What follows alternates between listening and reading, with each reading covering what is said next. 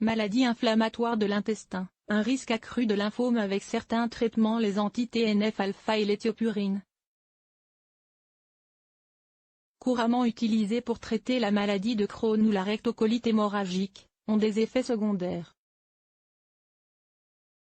Mais leur efficacité reste incontestée.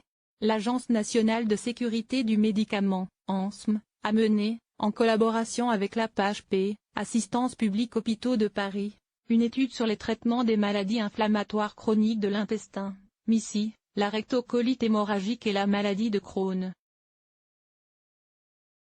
Parmi ces traitements, les thiopurines ont des effets secondaires bien identifiés. Ces médicaments augmentent le risque de lymphome, un cancer qui attaque le système lymphatique.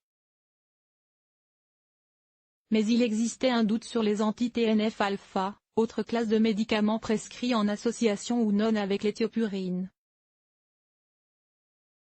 L'étude a permis de lever ce doute en montrant que les anti-TNF-alpha augmentent aussi le risque de lymphome. Lorsqu'ils sont utilisés seuls, les anti-TNF-alpha multiplient ce risque par 2 à 3. Tout comme les thiopurines seules.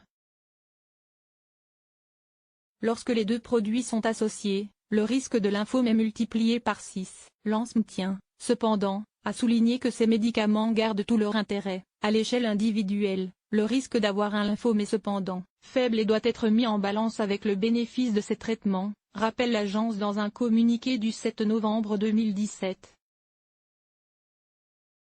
l'ANSM a transmis les résultats de cette étude à l'Agence européenne du médicament en indiquant que ceux-ci doivent être pris en compte dans la stratégie thérapeutique des patients. Selon l'agence de presse APMNU, plus de 18% des personnes atteintes de MICI sont traitées par une combinaison de thiopurine et anti-TNF-alpha, en France.